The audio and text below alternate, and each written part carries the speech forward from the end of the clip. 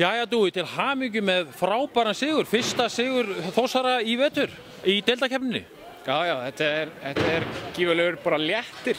Þetta tekur þetta á að tapa eitthvað 10 leikjum í röð. Og þetta er bara léttir og núna held ég kannski við finnum blóðbragðið og ná bara í fleiri sigra.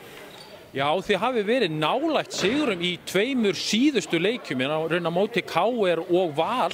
Hver svona munurinn? Sko, finnst þið, er svona stígandi í liðinu eða? Já, og mér finnst ekkert, þú veist, þó erum við að tapa 10 leikjum í röð, þá finnst mér ekkert vera það lélegir, skilur. Mér finnst þið vera drullu góður í mörgum leikjum og hefur verið óheppnir. En loksins erum við kominir með fyrsta sigurinn og það er eitthvað til að byggja bara. Já, það má alveg segja, bara vonandi er þið bara hreinlega bara að brjóta í sig því ég er algjörlega sammála þér, sko, ég meina bara á móti Grindavík í fyrstu umferð að þá er það leikur, sko, sem að við hefðum alveg getað unnið eða bara dottið einhver 1-2 skot, sko, þannig að þarna, já, en þú spilaði bara hörku vel og þarna, hvað, sko, þegar þið að ná svona þessum góðu rispum, hver er svona munurinn, sko, þegar þið að ná þessum góðu rispum, sko, og sem dettið svona niður inn á milli, hver er svona helsti munurinn, hvernig greinir leikstjórnandinn þetta?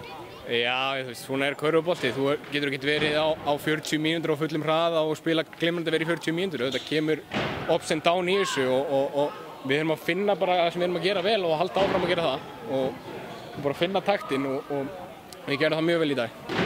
Herru, svo er bara leikur bara strax aftur á mánudaginn, þarna frestaði leikurinn á móti Stólunum. Hlakkar ykkur ekki til að taka móti grönunum á króknum? Jú, þetta er mjög gott að fá bara leik strax aftur. Við vitum núna hvernig á að vinna leiki og núna þurfum við bara að ná í sigra hér og þar og svo teljum við upp í pókunum þegar tímabilið er búið og vonandi verðum við í betri stöðu þá. Gangi ykkur rosalega vel á mánudaginn. Takk fyrir.